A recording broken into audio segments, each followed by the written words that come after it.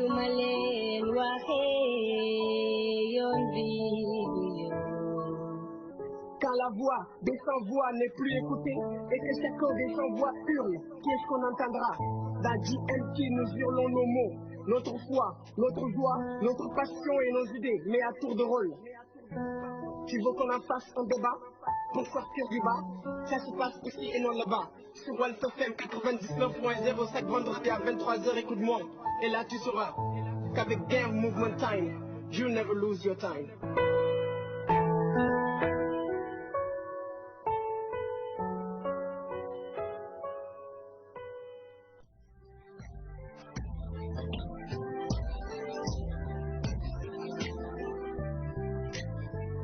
Assalamu alaikum Sénégal, assalamu alaikum le monde. Ñu ngi ziara di jaajëfal les auditeurs de la 99.0 Walfadjri FM. di bëggee ñëpp ñi nga xam ne dañuy resté connecté ñi ngi jaajëfalaat ñëpp. mbégte lay nekk saa su nekk ñuy ñëw fii. fas yéene fi teg ay plateau yoo xam ne day nekk ay cadre d'échange. li ma koy waxee saa su nekk pour l'avancement des choses. Positivement parlant. Mais avant tout, dañuy nuyu toute l'équipe de Walfadjri bi fi nekkoon ci fajar ba tey du leen accompagne. fajar bi ñu leen defal waxtaanu dina leen njëkkee ñoom Oustaz Assane Oustaz Sidi Lamine Oustaz Adi ñu leen di jaajëf bu baax a baax ci waxtaanu fajar. Les techniciens maison di leen jaajëf bu baax a baax les Jacques Pereira Magay Awa Diop Ndeye Astou Mbaye. Les journalistes, mention spéciale à Safiatou Cissé Koumba Diop, Ramatoulaye Sarr, Fatoumata Sendir, Abdoulaye Bok, le grand Ousmane Sall, Fatou Moussi, M. Seydina Omar Ba. L'équipe sera dirigée par le directeur Moustapha Diop, accompagné par les Aïcha Diakhaté et Hassan Gueye. Fatine Pape Malick. L'équipe sport Ibrahima Ndiaye Al Khair Aïdara. Les Nafi Amar. Fatou Moussi le technicien le grand Didiou Mohamed Ali Ba.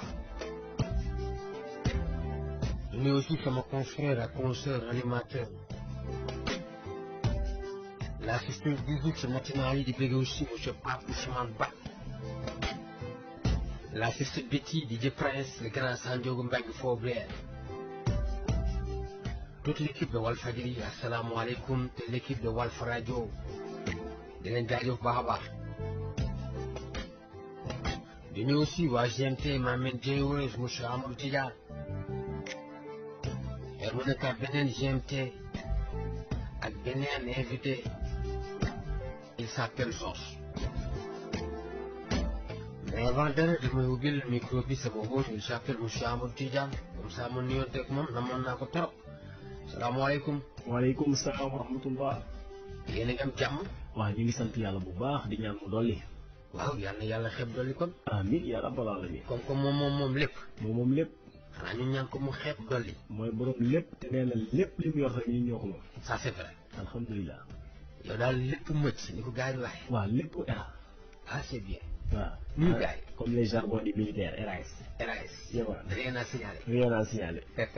di jaajëfal ñëpp di bëgg ñëpp di sant bu baax a baax di gërëmati ñi nga xamante ñu ngi bàyyi seen yitte seen lépp saa yu émission bi tàmbalee ci ñaari bés yi nii am ci diggante àjjuma jàpp samedi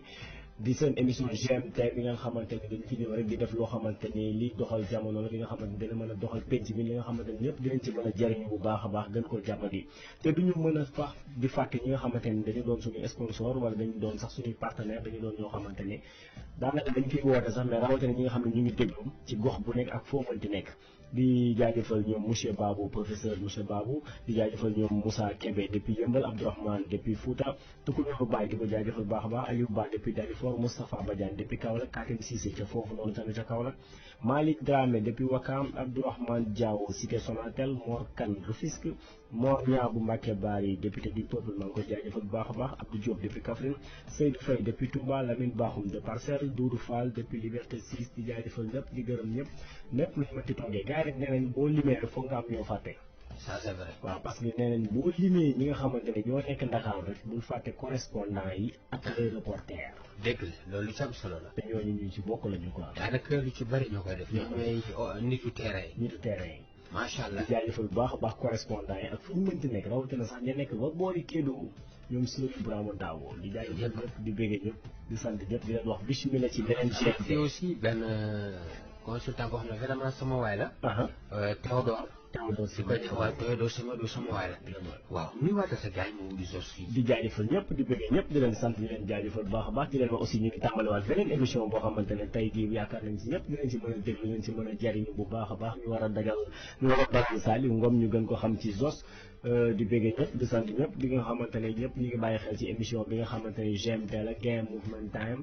yéen nga xamante ne lépp li xamante ne lépp bu tàmbalee rek yéen a bàyyi seen lépp di ko déglu fii ci biir Walfadjri ci 99.0. J'ai ramené quelque chose pour monsieur Di, on est là avec monsieur Saliou Ngom qui Zoss. Salaamaaleykum monsieur Zoss. salaamaaleykum Sénégal salaamaaleykum bon entier. ñu ngi ñëpp ku ne sa tur ak sa sant. di leen ziar di leen baal ak di sant yàlla. di sant sama sëriñ si Moussa Nawel. di ñaan sama papa yal na yàlla xare ko àjjana. amiin yàlla guddal ay fanam.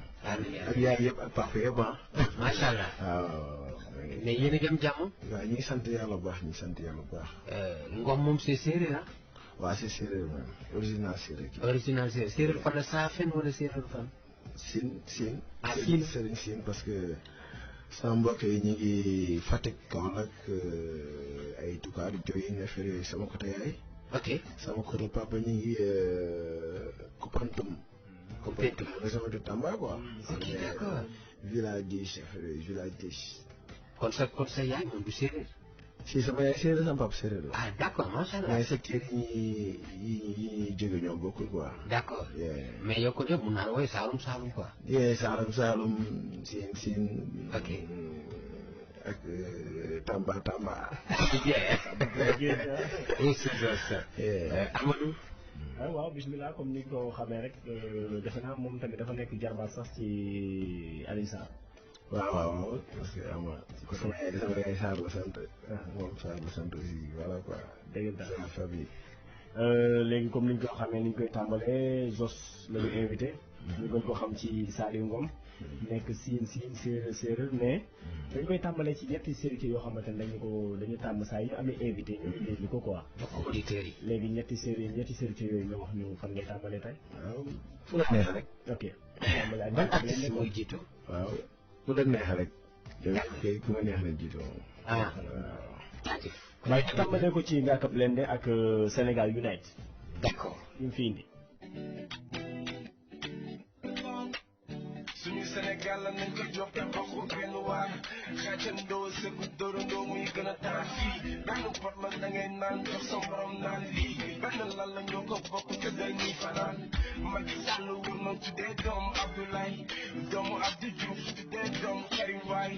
Balla Gaye ak Modou Lo bëggu ndey baay Youssou Ndour ànd ak Thione Seck songu bési tay yàggal bawul dara dëggantaan ci samay sound jili ba daat bañ jeng dellu underground jàppal ma jàpp waay Sénégal dëkk bu ndaw la waay bàyyi fii ku la woo ci ay wuy ko te ñaan ko jàmm waay yu yaay Sénégal tudd naa yu yaay Sénégal tudd naa yu yaay Sénégal tudd naa yu yaay Sénégal tudd naa Nakara bi di wàññi seen vitesse si tali bi sóoraale xale yi buggante bi amul alibi fii jàmm rek a fi am barke ba ma nuru taal bàyyi laay bàyyi des El Hadji Malick bu Kunta Ibra Fall Zibi Kumba Gawla titi bokk benn sound way dee Twin Peaks digi mu leme suñu town saga dom di gis lépp fu kenn dul seetate fata jëli wat bu bu dekkalaat suñu seedere bu wàlli sekk Pape Diouf teg bokk benn mouvement ànd dimbali talibé yi talibé réew mi gën a mouvement Benz remix na xolli nice dafa tosal leen dara di dellu jël Alaaji Man rabul coach leen yu yaay Sénégal tudd naa yu yaay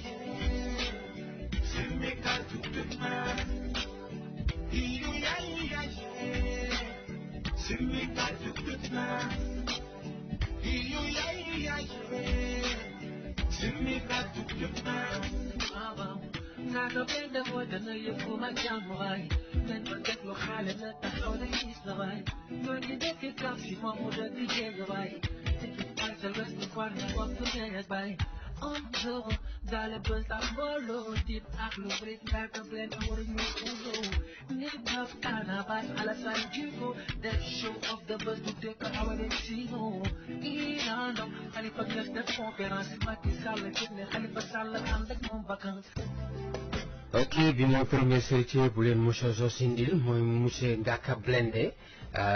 featuring Bouba Kirikou ñu ngi woy fi Sénégal Unite Zoss lan moo la inspiré ba nga indi bii héritier.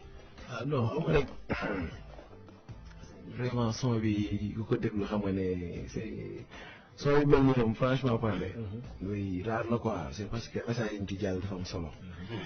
dégg nga ñeneen Macky Sall Diène Khalifa Sall ànd ak moom vacances. il faut solo loolu.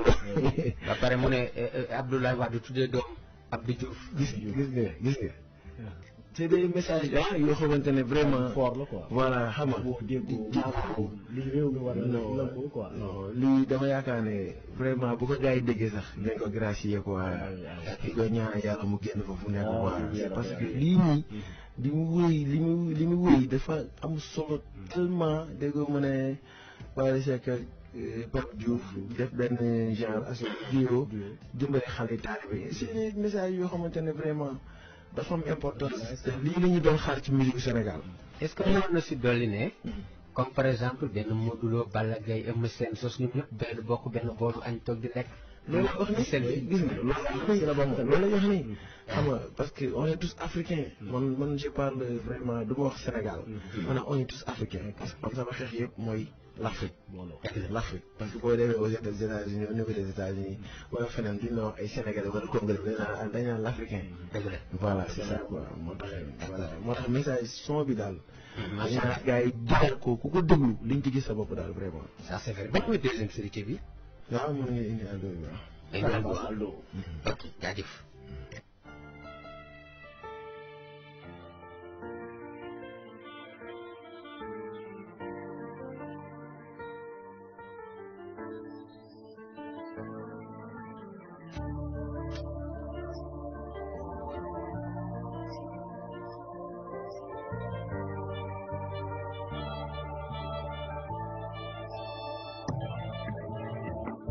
The days I'm retourné pas sur Aldo. Léegi sañ naa yóbbu sama taas Aldo. Ne ko kanal góor bi. My boss. Boo tooyee man nga tooyee ndaxte my soul. Yeah, my soul. Nigga, my soul. Tooñ ma ma arrêté sa carrière mel ni my soul. Ni nga nangu lay bañ ko gis du mag yow.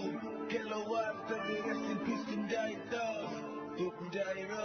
My peace, excellent, no statue, good DK City, I'm a living legend. Buddy Buzz, Nico Dad Denver. Like some of Buck, Jimmy, my devil, from the dog ganger. My son pull up and daughter, fuck my business. The partner pull up, tell you nigga, fuck the next chef. You pull up, we hit the club, I tell a left, but my next one, if you told anything, then you're 50, not a dirty jail. I'm on sacrifice, copy, why you do good take it? No, why you do good take it? Soon you know what you take it. We see it, the shots, someday you fess and finish with death. And you be kidding at death, and then you kiss me, chef. Niggas see your job, to put the bar, if you go up with the book, I'm on some of ya, it's a man for a while. But as you know, to you, let them lose with tough, yeah. Niggas, you got to get your head, look on the high now.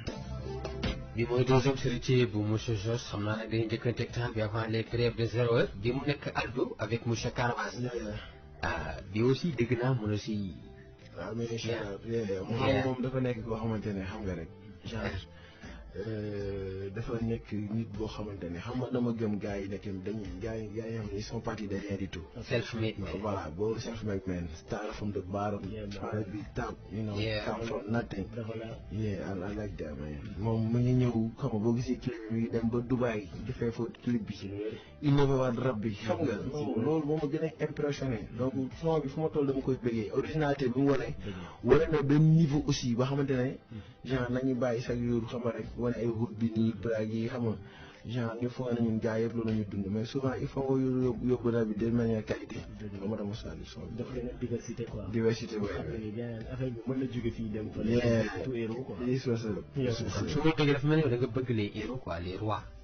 waaw ou bien njiit yi. waaw dama non amul nañu bëggee. parce que aussi daal dañ la naan xamlees yi nga xamante ne ñoom ñooy buujumaan yi. dañ naan ñoom duñ leen yëkkam ñu laaj leen parce que ñu ne bu doon ñëwoon ñoom économie dëkk bi di dox. avancé dañ bind ak aussi pour gars yi nga xamante ne ils sont là dañuy seetlu seen dëkk dara quoi. d'accord nice. ban la troisième série bi. troisième bi comme ni nga ko xamee collectif des rappeurs la. ok waaw.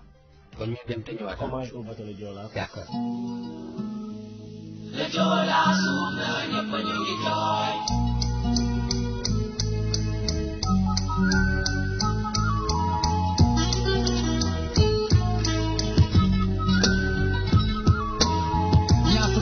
juróom benn weeru septembre naqar boobu ñëpp ko jooyandoo ni xetu si neeba rongañ fekk na moromam kàmba wuy dina boromam àggoon nañu ñoo ngay dem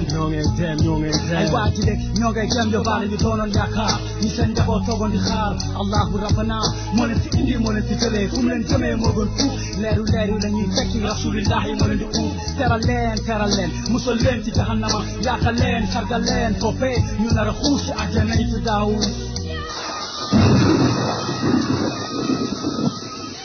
Nakaratis niti jamono tilai doitu Dile besatis alkames uventis dolai muyoktu Agana point final Remi evla fitna Ken munu la khaymal Nata min devla tokhal Ato bingon sentu mutu agabor Joola suuf na ñëpp ñu ngi jooy Yàlla woote ñëpp wuyu ko jàllaleen magal dafa moom dundu moo di dee moo di dundu boo dee nitu baatin jëli nga li ma lay dundu ba tax buntu rëcc weesuwul dugg xam-xam ju lay firil ginnaaw dee nga fay dundu mooy ki ko mën def ko boppam xanaa suñ fa yakun seedal ñi fa ñàkk bakkan ani aljana mën ko fay luy saxaar soxal waay seen gaal àggana Yàlla ne waaw indi ne deet looloo tax réew mi yëpp jooyee Le Joola suuf ba sunu Joola suuf na sa géej yóbbaale na lu bari ci ay xeet Le Joola suuf wan leen mu feeñ nga yoon li fi xew te du dëggal lu tey Le Joola suuf kon na jàkk yi digg li si ñaanal askan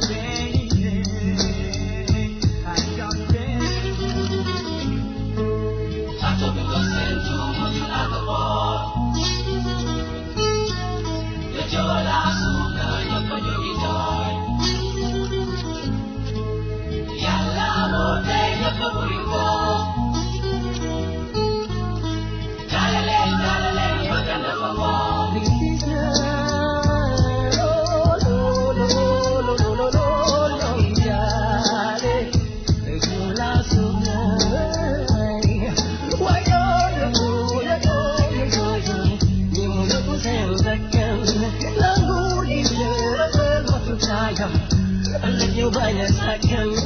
yow ker su toog na sàggan sànq ay bakkan ci sama askan xol fees na kar di gas seen kan bata ba nuuru na rongañ tuuru na gaal sénateur yi xale ma rëdd ci fëy di jaale di deele sigi leen di gaale li am gëneel la du nattu fi ñu war a xoolee feneen la dee ci ndox ci atu maa ngi ñaan ci barke njàmbe daaru seeni kër ca aljana romb taaru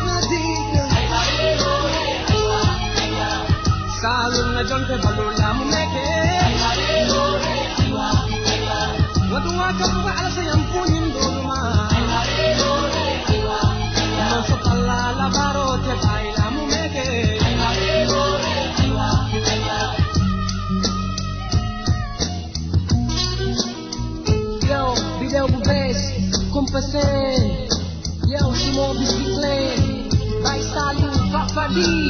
yeah, thanks for Laizal Studio. Yo, hommage aux victimes du Jola,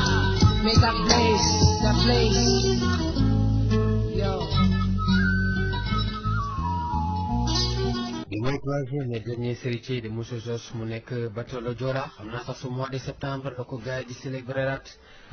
Jos bateau le Joola kon am na lu mu def si yow. ah oui. ok parce que lii sax xam nga man xaw ma sa anniversaire bi ngi ñëw te dama ko waxoon nii rek naturellement. mooy le 26. yee xoolal rek maa ngi kii ma ko léegi sama xarit ma àndale ma xam maanaam maa ngi naan xool mu tombé parce que xam nga ñii dañ nekkoon ñoo xamante ne ñu ngi bokkoon si société bi. ku leen ne woon tey dinañ mujj a génne àdduna xam nga ci bato bi tey duñ ko gëm. xam nga ñu nekkoon ay nit yu nekk ay nit ñii ñëw sa gaal toog waxtaan. donc il faut ñu bàyyi xel ñoo ñoo ne société lañ bokkoon xam nga. donc di leen au moins sax ñetti xuloo rek xuloo axat allahu salaam demee wala ñu kul wax ku foon axat kese boo ko waxee 3 fois yaa ngi ko doxal jaww boo xamante ne mën na ci dund ay at encore fi mu nekk noonu donc ñi bàyyi xel aussi ñu génn àdduna quoi te xam ne ñu ñëpp dañu ñëw génn àdduna quoi yal na yéex xam ne yàlla ñu réalisé suñu projet yëpp am njaboot lépp xam nga amu ànd ak fan ak yëpp permission nga am mais tôt ou tard lu foofu la life bi mujjee kon c'est très important ñeneen bàyyi xel quoi ñetti xuloo quoi vraiment en tout cas dana waar ay nit ndeysaan mabandoo tàbbi si biir géej day yaay ju kottu ñaari doomam moo xam ne yow fii mënatoo mucc ah metti naa certaine xarit nii la ay jarbaatam di demee yi jigéen di ko yëg nii naan ko nijaay te moom wóor na ko mënatul fay te bu plongé day dem yaa ngi fàttaliku Moodu bi doon tamu handicapé woon doon fecc ci li bu kenn sekk bu yàgg boobu xam moom tamit same thing mais xam moom tamit ci affaire bi la dem d'accord c'est des gens de ku ci amul mbokk rek xam am ku ci amul xarit am nga ci mbokk wala sa mbokk am na ci mbokk parce que ba doo li mu defoon dafa garaaw dëgg la ñaan aussi ñëpp jàngee ci te xam ne tamit affaire de sous-charge moo koy indi loo xamante ne bu xëntee affaire yooyu këran yëpp na si gars yi gën a bàyyi xel bu baax a baax defaraat xol yi waaw donte nattu la yoo xamante ne su borom moo koy tegee mais moytu tamit baax na si jàmm d'accord ñu dolli leen ñaan bu baax a baax yàlla suuf sedd seen kaw Jos xam naa avant 0 heure di jot tey soo doon présenté sa bopp Sénégalais yi lan nga leen di wax waaw benn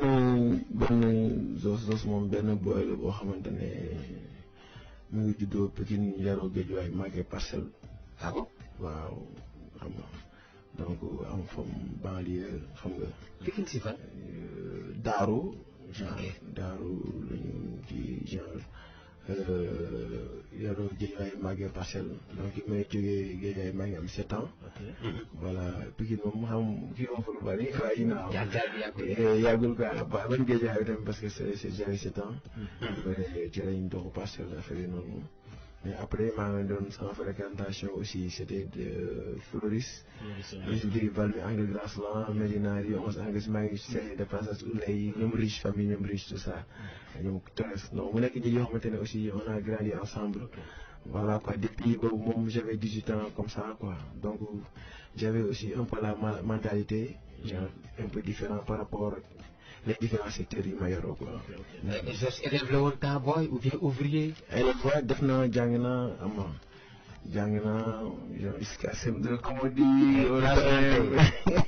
après nag kama may dem def mécanique moom nekk sama profession la quoi. mécanique moom vraiment jusqu'à présent bëgg naa ubbi sama garage bu mag. boo xamante ni xam nga dañ fay def genre pigment yi nga xamante ne ay changer jantes yi d'une manière un peu professionnelle quoi. kon nii fàttewu ko. non fàttewu ma ko loolu ñu nekk parce que def naa ci presque 5 ans. d'accord xam nga ci la vraiment laal ci hip hop bi tuuti xam nga FG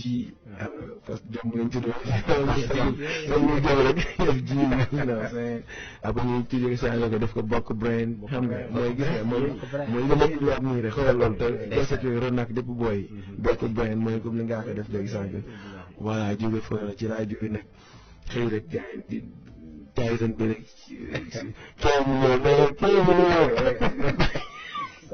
rek bàyyi lépp ba lii bëgg a rabaaw. kan ma la ci dugaloon jamono yi kan ma doxoon nga dugg. bon kenn waxul ma dugg juste xaalis bëri na après commencé woon naa ko foowee bu ma doon ñaan yaay sama mbër yi ma ne waaw attends kon man nekk naa fi mbër mi. voilà ma ci ànd taala door na ma gën a sonal léegi mu ngi Italie. waaye moo ma doon gën a sonal loolu dem entraînement ma ne ko non man du ma mbër ngir ma koy foowee mu ne ma non li ngay wax kenn du ko wax mbër nga ma ne non du ma mbër mais après les trucs ça vient naturellement quoi voilà quoi c'est vraiment xam nga rek mu ñëwee. jamono ATV saa yi da doon bàkku ak ay bàkk na. parce que loolu bopp bi mi ngi ci moom. loolu mi ngi ci yow et puis xam nga contrat bu ñëwee nu mu war a ñëw xaalis yu bëri. doo xam nga ak ñu doon toogee xonet gars yi xam nga. si ñëw wóor da ngay bàkk lu rëy parce que yow boo bëggee xaalis bi nga bàkku laa di kontaan. xam nga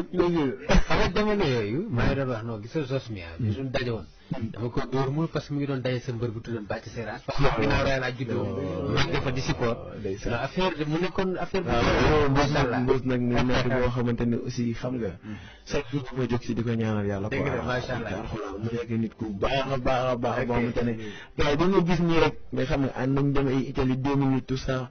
mais yee bokk benn hôtel xam nga nekk ay xarit ànd dem di toog mais xam nga laa moom loolu du affaire bi du génn waa chaque jour il faut ñu bàyyi xam nga ñu bàyyi genre de violence quoi ñu bëri ñu gis nii ñu ci bëri dañuy nekk ay xarit après ñoom dañuy nekk après ay amis nag ay vrai amis lii contre yàlla rek day jeex quoi gars yi da ci bàyyi xel aussi c'est important xam naa ñu def mooy dañuy def saa mu defal ñu grève 0 heure après ñoo def suñu GMT d'accord. À Dakar, votre radio 99. À Kaolack, votre radio 101.4. Le groupe Walfadjri se rapproche de vous. Tous ses supports, télé, radio et quotidien, en une seule adresse, walfnet.com. Vous avez manqué une émission, une édition ou une précision? Pas de panique, tapez walfnet.com. Le Sénégal et le monde à portée de clic. Groupe de presse Walfadjri, votre fidélité, notre fierté.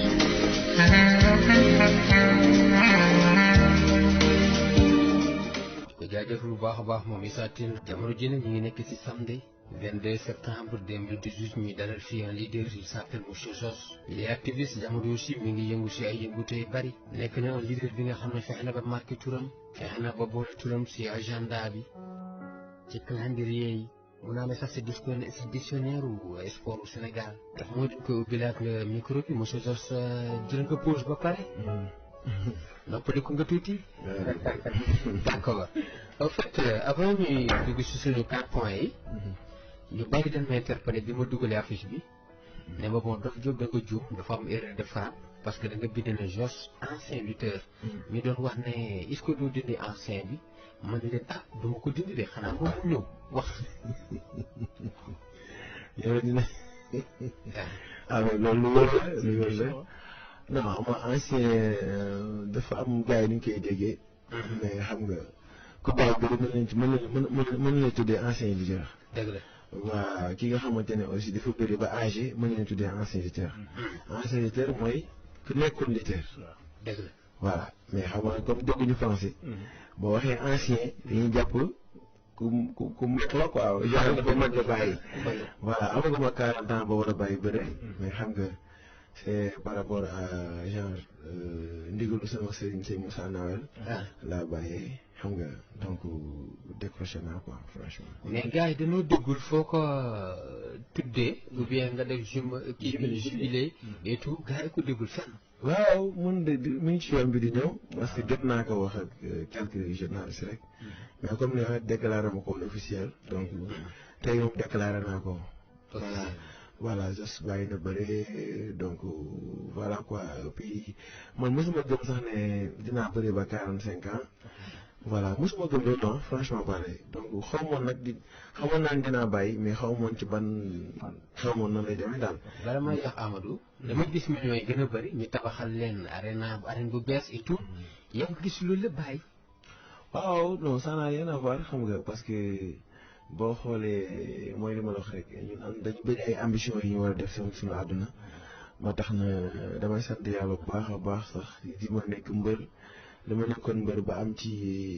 li ma ci am comprendre nga donc jeexul nag carrière bi lépp fii mais xam nga am nañ yeneen carrière aussi ñi war a déclencher parce que boo xoolee sax demoon naa ba adhéré waxtaan naa ci ak Kandji ñu dem ci vice président équipe nationale bu kii bi comment dirais-je boxe bi donc ba gars yi doon ma pare sama licence boxe professionnelle mais xam nga loolu yëpp xool ma ndax aussi bu ñu tëree bëri am nga droit boxe yi xam nga mais c'est juste que xam nga bàyyi naa daal donc vraiment j'ai trop parce que benn affaire dafa ma aussi il faut ngeen bàyyi xel ni baax na aussi may joxe ci leçon yenn gars yi parce que boo dañuy jàpp rek ne da nga war a bëri ba 45 ans après genre nekkaat fii soo ko ubbi si société war a defee affaire man sama société ubbi naa ko depuis 2015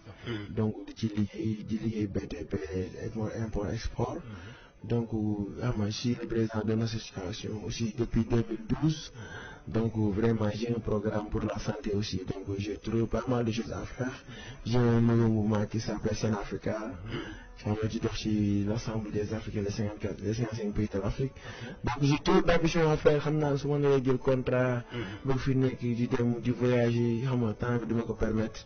heureusement sëñ bi ne ma fekk 1 an ñu naan dinaa bàyyi bële bi donc comme bu ma si ñaanal aussi dama nekk sama sëñ sama lépp sëñ Moussa Nawel donc je fais arrêter quoi jusqu'à ce que Amadou. ok waaw Dof Diop di delluwaat si li nga xamante ni moo daal Sénégalais yi ñu ñàkk Bruno Diatta di ko jaalewaat Sénégalais yëpp di ko jaalewaat ñëpp di ñaan suuf sedd ci kawam bu baax a baax. waaw loolu mooy li nga xamante ni amoon nañ ko comme information ñu waroon ko mën a jàllale depuis début émission bi quoi di ko jaale ñëpp bu baax a baax quoi. comme moom ni mu ko waxee nekk na ancien lutteur mooy bàyyi na ko mais dafa nekkoon ci benn écurie boobu la après la may nekk suite am. waaw Dora waaw avant tout rek initiative nga woon ko avant tout tamit di jaalewaat Sénégal bi dañoo jaata aussi. am nañu erreur ba pare. nekk koo xamante ne référence la aussi. par rapport ak di ko jaale Karim am na sax benn grand bu ñaan Karim. voilà am tam ci j'espère que bu doon moo koy remplacer tam mi ngi ci tànk yooyu mu ngi doon mi ngi ko doon def aussi waaw prôné bu baax gën a jantal gannaaw la ci lañ ko jaale ñoom état bi yëpp quoi waaw voilà donc. d'accord c'est ay école lañ quoi. ay référence lañ bu baax vraiment. écrit Dora. suite bi lan lay doon après yow. waaw ci génn. non suite bi moom xam nga man déjà dama préparé terrain bi balaa maa génn.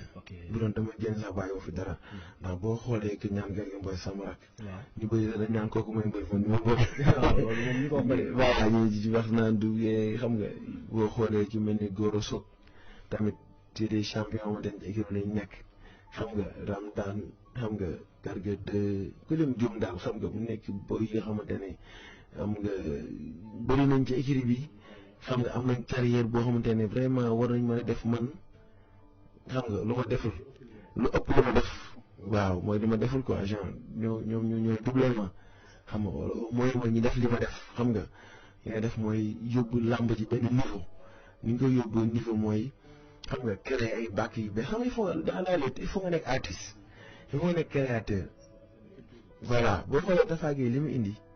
ak li Tyson indi ba léegi bokkul bi ñu fa jógee xam nga man de bi ma ñëwee li ma indi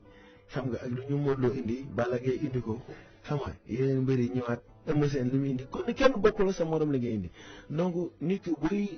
buy bàkku rek genre day gis boppam bu lay foral parce que moom mi ngi gis boppam ne yow yaay ki innovation boobu ñoom loolu laa bëgg itam sama booy def ko mooy làmb du ñëw jaay 5 ans rek léegi mu jeex donc da ngay innover li nga xamante ne di nga yokk supporter yi quoi. donc loolu laay souhaité booy yi di leen ci encouragé di leen gën a wan yoon bi aussi parce que boo xoolee tamit fayeeku naa fi ay yenn cachet yi aussi di leen ñaanal yàlla ñu egg ci ñëw yooyu tamit. fayeku cachet yi quoi am palmarès. je suis le président d'accord léegi li def mooy dama bëgg ñu gagné temps mais dugg na si suñu GMT fas yéene waxtaane 4 points ak Zoss. point bi njëkk si bëri bi ñu daanelee foofu la ñuy ubbiwaat naka nga gisee bëri ak industrie maanaam industrialisation mooy loo xam ne day nekk loo xam ne day gën a jariñ réew mi. gën a nekk entertainment boo xamante ne nii nit ñi dañ ciy tedd. état bi di si gis boppam. acteurs yi di si gis seen bopp ñëpp di si gis seen bopp yow ban gis-gis nga am ci bëri ak industrie. waaw loolu moom mooy ambition yi ma wax léegi rek boo xoolee nee naa sama société ubbi naa ko depuis 2015. récemment aussi dégg ngeen sama projet Arena Plus sport et santé bi nga xamante ne le ministre m'a nommé ambassadeur c'était le 4 novembre à la place de Marie Guédiawaye. Donc 2017 c'était en 2017. Donc jusque tu as vu que maintenant tout le monde a l'habitude d'organiser des dons de sang. Tu as vu que maintenant artistes yu bëri ñu ngi commencé def ay dons de sang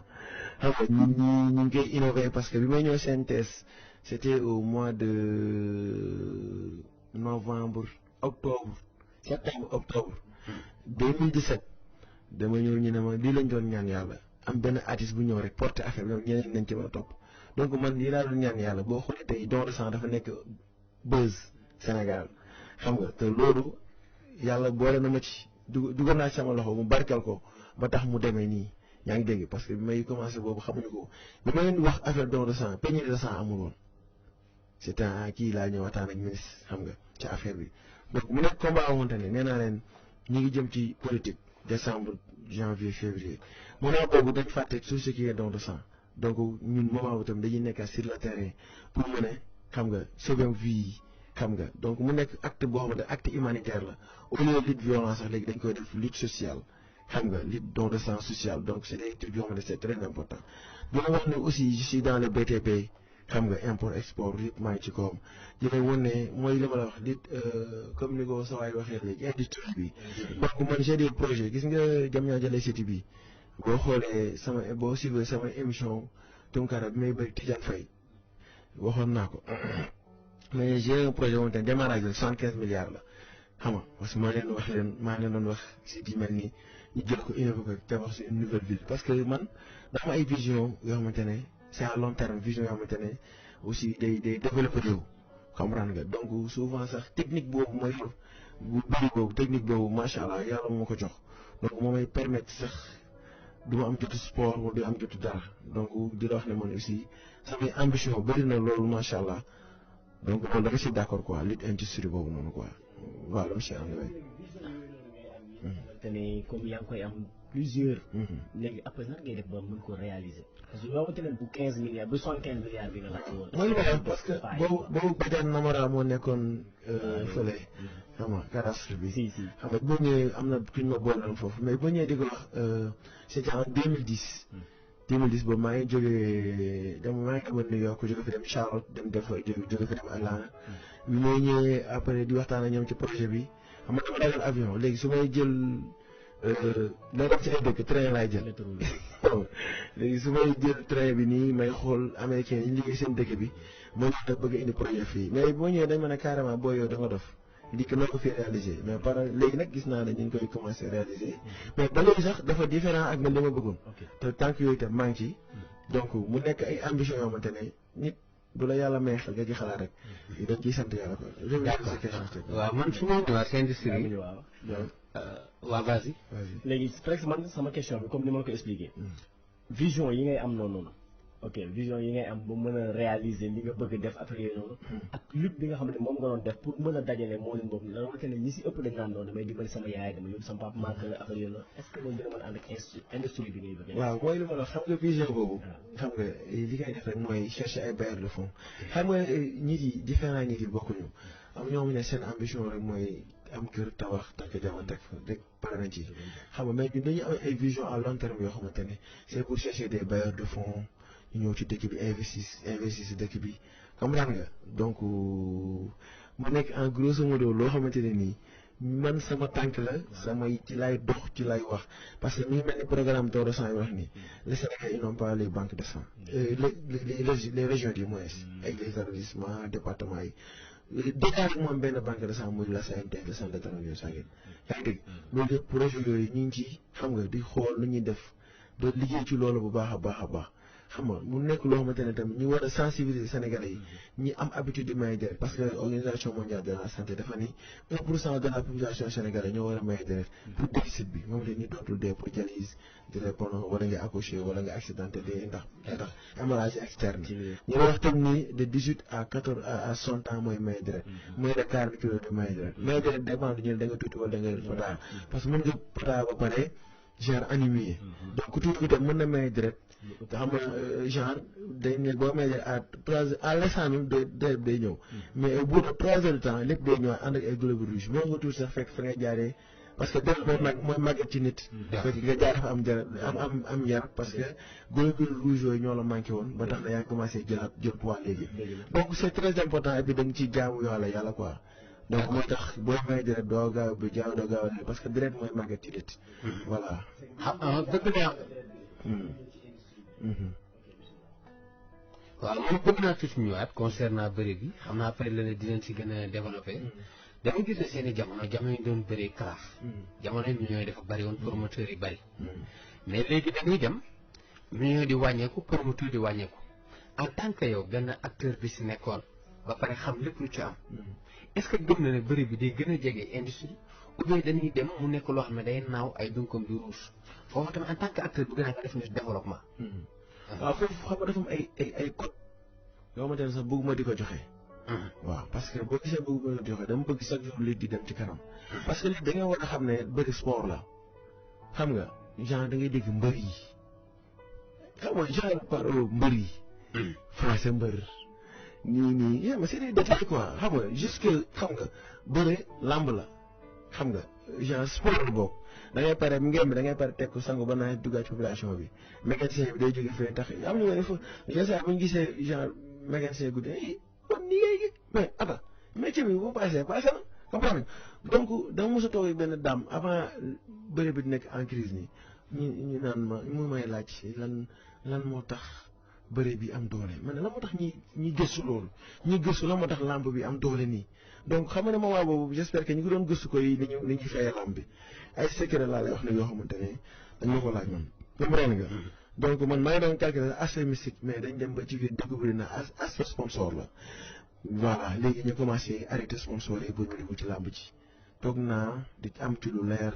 société dañuy interdit dafa am loo xamante ne dafa metti baaxul ci développement wu dëkk il faut ñu bàyyi ñi tamit ñi def seen sport bëri wala ñi def football comprendre nga di loolu industrie la mooy comme li ko waay waxee boo xoolee bëri bi tëggkat bi lim ñuy lekk bokkul ak mais mbër de man bëri naa combat 7 millions 500 pare déjà 50 000 dama ko joxe si xam nga 50 000 francs 50 000 francs mënul sax ma si reeree su ma xëyee añ mu jeex non combat bi non dama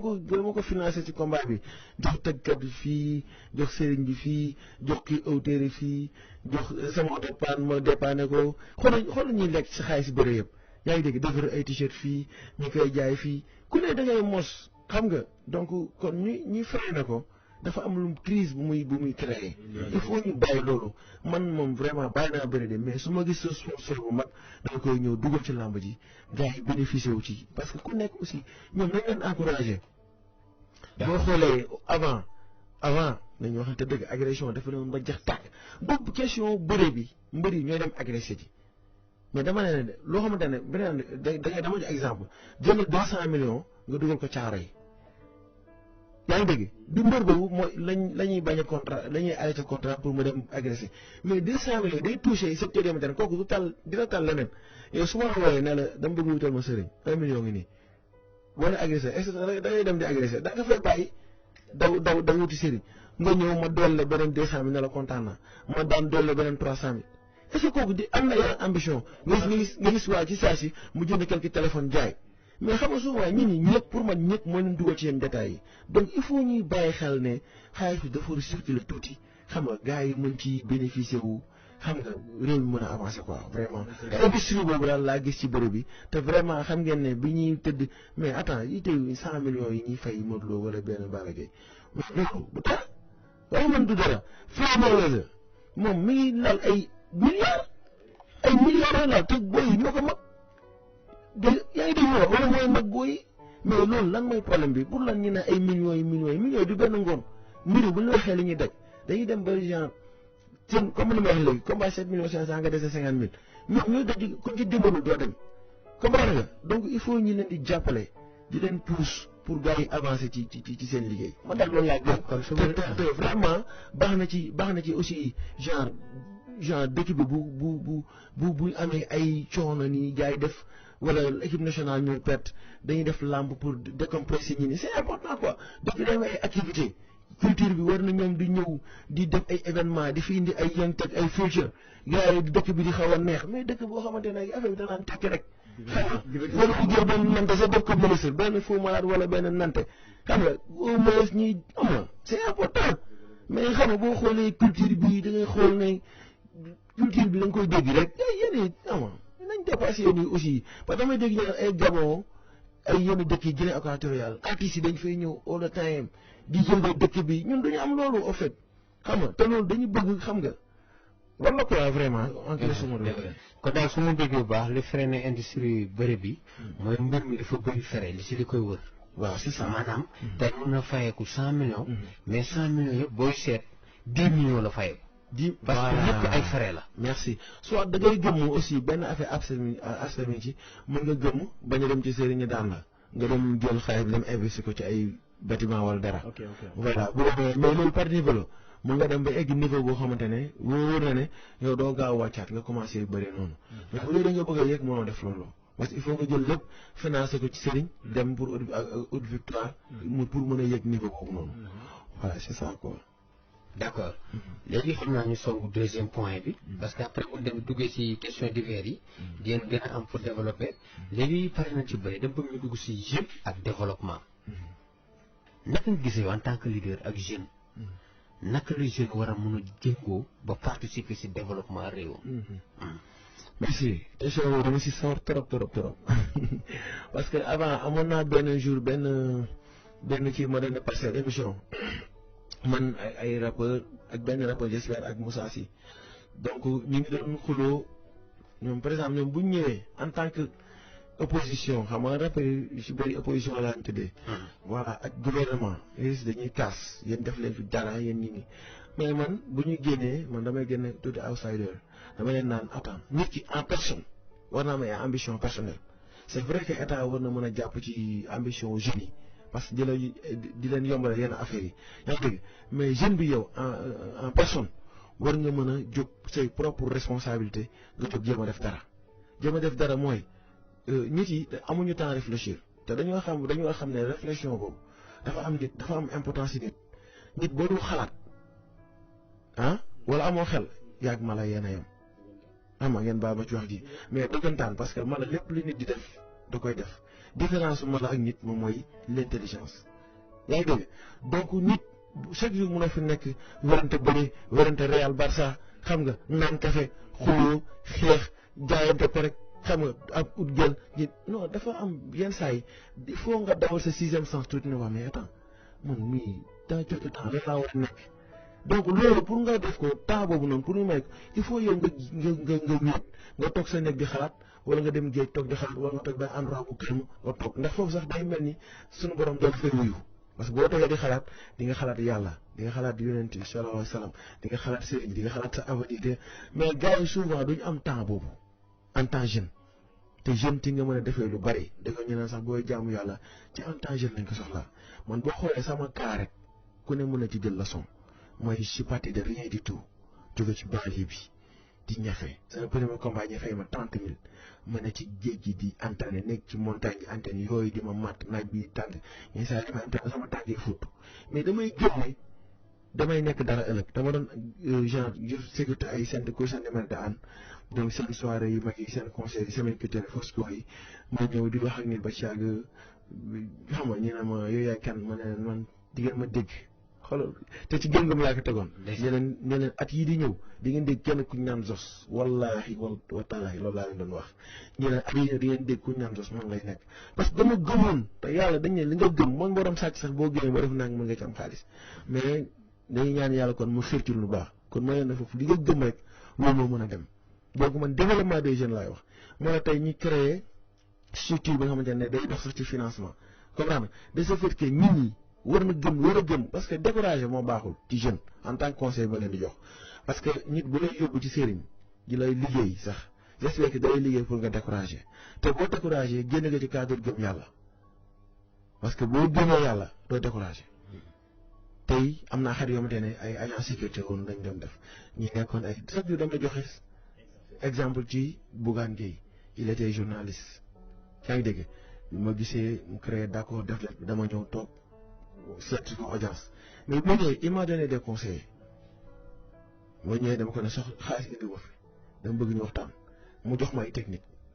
yooyu noonu bokk na ci yi may conseil nii pour nit yi avancer mu ne ma man nii laa déparé maa ngi nii arrivé bi nag dama koy ñaanal yàlla arrivé bi moom bu mu am yemukaay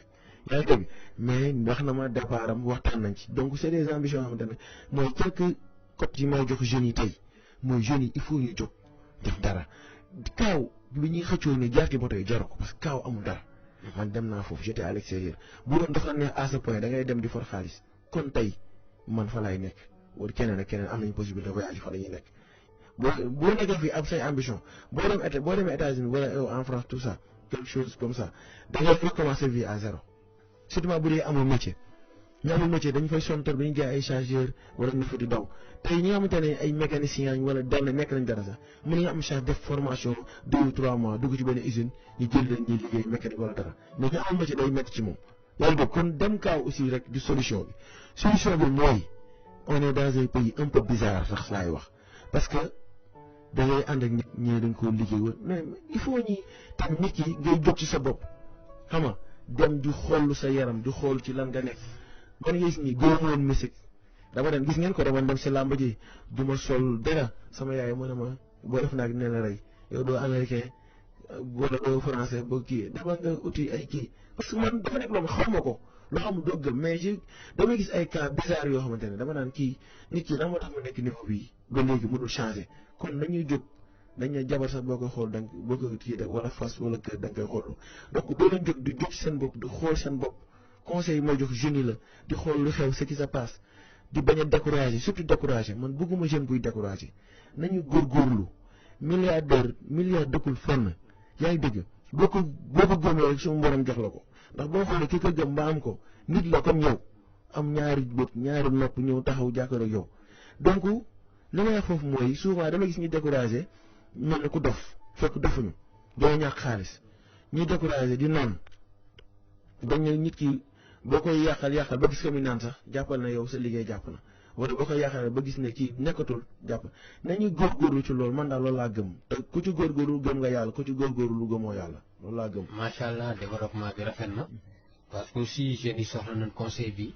parce que tamit am na ñu bari ñoo xam ne ñu ngi nekk di songu géej gi mbaa ñuy songu désert bi te xamul ne muur yëpp ngi amuñu léegi benn bunt lu dul dajale ay mbalit ñëw fii teg Sénégal di wut lu ci am. boo demee tey ba di jaay friperie ay fëgg jaay. nga xam ne gars yi sonn naan. dëgg ma la foofu sax am na benn waa yoo xamante ni ñoo nekk noonu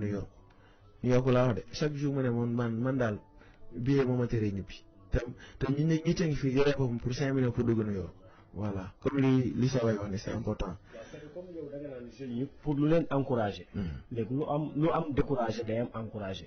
mais fii da ngay gis jeunes yi dañuy jàng ba pare te duñu am liggéey. ñeneen ñi dañuy taaba yor seen marchand ambulant di jaay fii tey ñu jëlee leen fa suba ñu yóbbu leen fële. mécanicien dañuy nekk seen i pàkk suba ñu ne leen dañ leen fii jëlee leen war a pavé fii dañu war a def léegi. loolu day mel ni luy décourager. te loolu c'est l'état.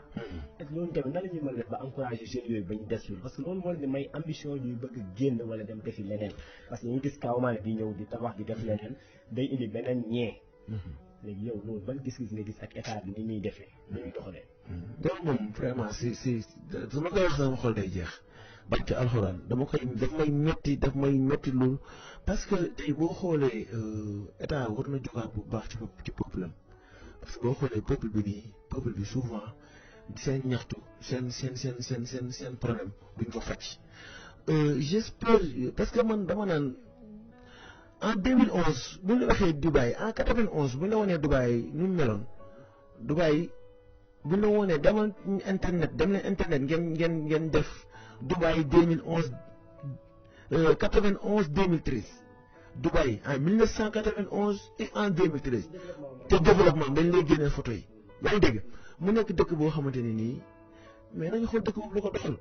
ñu ñëw indi le même système pour dimbali peuple bi parce que attends lii mënu continuer on se dit la vérité man dama yërëm sama peuple dama ci am yërmande moo tax ma am ay ambition taxawal ay projets yoo xamante ne c'est apolitique mën naa ne c'est apolitique politique def ko yomb na mais politique dañ ko saltel ba kenn bëggatul dégg politique yaa ngi dégg moo tax tey boo jëlee sa carte sax sànne ko politique nga comprendre nga mais li ma bëgg foofu mooy état bi gën a jël ay matuwaayam parce que boo xoolee aussi élèves yi li ñuy dund métti na mais mënul ñàkk ba déggee mënul ñàkk aussi nañu bàyyi da ngay jàng ba yëy kayit doo am liggéey mais xam-xam la jàng c'est par la force da nga war a jàng ba egg benn niveau bi ñun ñi nga xamante ne jum nañ ba jànguñu du ma ko encouragé kenn ma koy def parce que boo def sport sax dañu ne da ngay def sport éthique voilà pour au cas où ñaan ñu ko yàlla boo amee benn fracture wala benn handicap boo xamante ne permettre de sport yow sa xam-xam mooy continuer mais imagine toi yow nga bàyyi lépp nga dem di def sport donc da ngay ut benn intelligence boo xamante ne am na sama benn grand boo xamante ne fi mu toog ay bekkeem gis naa nga am président fa lay toog dóor ay affaire am fa lay liggéey fa lay bureau nekk comme daanaka nga damay encourager ñi nga xamante ne dañuy handicapé ba pare di comment dire di liggéey di am xaalis yalwaanuñ tàlluñ kenn loxo man dama encourager yalwaan kat franchement parler man dama encourager man bokk ma si domaine boobu ndax lislaam sax bëgg ko dañ ne boo yalwaanee ba am sax benn 10 000 wala 20 000 dama nga jaay caaf wala nga jaay gerte kemb mais kenn waxu la pour nga def ko métier donc kon jeunes yi comme naan nga nañ leen encourager mooy jàng bi militaire yaa ngi war a jàng bi rek mais xoolal militaire yi ñuy libéré xam nga ñu nekk ay agent SACAM wala agent feneen bëgguma doon sax tur mais agent yoo xamante ne agent sécurité gis nga leen ni ñu mel dañuy sonn lu ñu leen jox seen kii yenn saa yi tubaab moo leen di diriger di leen maltraité di leen boole benn bool ñuy lekk di leen on n'est pas des sauvages monsieur on se dit là xoolal désormais moom su ma ko sax sama xol day tooy. D'accord. J'aime pas que sama peuple ñu koy traité d'une manière à ce point di favoriser ay tubaab ci dëkk bi di xam def ay détails yoo xamante ne c'est des faux détails man sama der laa gëm der bu ñuul xam nga boo demee tey yàlla li nga gëm rek loolu la lay fekk américain dañ gëm seen bopp man damay jox chaque exemple su ñoom parce que dañ gëm seen bopp man moo déggee ay Paris boo fa nekkee làkk anglais dañ lay ubbil buntu bi nga dugg est-ce que ay dégg boo fa defee affaire américain dañ lay ubbil nga dugg mais pourquoi pas Afrique yëpp du ñuy xeex loolu pour loolu jóg fii mooy corruption yi fii am ak yenn détails yi xam nga nañu bàyyi aussi xale yi ñu jàng nañu bàyyi ñu jàng parce que ñii di jàng tamit am na ñoo xam ne dañuy génn rek suñu borom ubbil leen comprendre tey boo waxee l'actuel président musul voyage te mu ngi il est le président du Sénégal comprendre nga le président du Sénégal donc kon mu nekk loo xamante ne dañ leen rek encouragé parce que yàlla waxu kan dara man daal vraiment d'accord am aussi bañ a jàng moom en aucun cas handicap la moom handicap bi voilà xam naa li def mooy day njëkkante temps bi ñu dugg ci troisième point parce que man tamit nekk na ko si man nga développé ñu ko lan mooy Sen Africa. waaw Sen Africa mooy li nga en grosso modo mooy lii nii Sen Africa mooy tey tubaab bi boo xoolee da ngay am cousin gambien nga nekk sénégalais wala nga nekk cousin malien wala guinéen nga nekk sénégalais wala ivoirien non mais attends mais lan mooy loolu xam nga ñu divertiru xam nga jël gars yi ay colonisation affaire yooyu noonu xam nga après ñu jóge fa ñu gis na colonisation bi xaw na temps yi gars yi xaw a fekk Afrique de l'Ouest Afrique du Nord Afrique du Sud mais lan mooy loolu Afrique benn Afrique la c'est une Afrique de 55 États y a pas Afrique de l'Ouest Afrique de lii foo dem ci dañ naan East Coast West Coast d'accord East Coast West Coast baax na mooy ñu nekk Nord Sud mais taxul ñu divertir ñu bàyyante wala ñuy xeex seen biir wala quelque chose comme ça donc Afrique dañu war a nekk benn moo tax ñu lancé ba ñu bàyyi aussi ñi ñu wooye ay ñag ay ñii ñu woowe góor gi tout ça c'est des détails yoo xamante ne on doit arrêter tous ces détails et concentrer dans le développement de l'Afrique loolu mooy projet Sen-Africa. kon yow dafa sama déggee dafa mel ne ñoom Kadhafi ak Thomas Sankara doon woote l'unité africaine. waaw mais xam nga ñooñu tey boo gisee seen mucc parce que état yi duñ leen jàppale boo xoolee état yi ñu ci bëri seen intérêt personnel la ñu xeex je n'ai pas dit que je n'ai pas ciblé un seul état wala benn état bi dama ne état yi ñoom ñoo jàppalewul genre structure yu mel noonu parce que loolu état yi ñi nekk seen ginnaaw di leen diriger ñoo leen di wax dem leen xeex ak diw wala dem leen def diw on est au courant de tout duñu ay seer fii la ñu juddoo si dëkk bi jàng nañ au moins tuuti xam nañ l'histoire bi nga xamante ne mooy développé Afrique am na or am na diamant am na pétrole am na bois tous les ressources yi nga xamante ne mooy tax dëkk nekk des multimilliardaires Afrique am na Afrique mais Afrique naguñ nekk benn buñ tey yenn naar yi considère seen bopp seen ay tubaab c'est des complexes on se dit la vérité ci arabe qui n'est pas tubaab lan mooy tubaab boo xoolee tubaab sax moo gën a tubaab moo gën a accepté nit ku ñuul que benn naar il faut ñu arrêter tous ces détails yaa ngi dégg ñuy xool Afrique ñu muy développé comme ni woon di yaa ngi dégg temps yi tubaab yi ñu ngi wax naan la France appartient à Afrique appartient à la France xam nga yooyu c'est des choses yoo xamante ne xas la ci ñun il faut ñu jóg xam nga liggéey suñu réew avancé man loolu laa gëm mooy développement de l'Afrique moo la ñu créé Sen-Africa. Sen-Africa boo dee Sen-Afrique c'est français wala Sen-Africa anglais Africa lay wax. ok you from Africa boo dee États-Unis boo nee am from Sénégal first time boo ma fa nekkee dama am from Sénégal ma ne Afrique ñu ne oh you from Africa. ma ne yeah am from Africa léegi ma xam ne xamuñu Ghana xamuñu Nigeria c'est pas important comme. Afrique la ñu xam. léegi yow boo ñëwee comme ni lay considéré américain dañ lay considéré africain te loolu ñun jeunes ñoo ko mën a développé loolu le mouvement Sen-Africa bu dee gëm nga yow dir bu ñuul ba nga nekk rek yow da ngay ñëw ci mouvement bi liggéey mouvement bi li muy def mooy ñu ngi démarché ay banques yu mag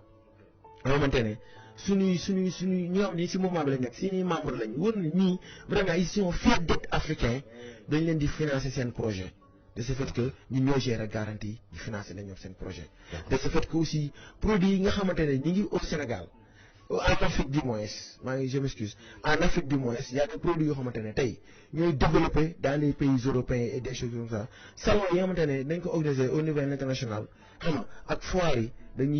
dañuy jël fii suñu quelques membres utal leen visa non sax ñoo leen di kiyal visa beeg lépp dagg leen billet ñu dem exposer produits africains yooyu noonu. suñu matière première pour wane ne ressources yi nekk xam nga dëkkuñ ci ay garab ko ñu bëri dañu gëm ne Afrique ci ay garab lañ dëkk bëgg naa yéen ci ay garab dëkku leen am ngeen tere di naat affaire yooyu mais pour lan loolu dañ ko war a développer buñ ko développer dinañu am respect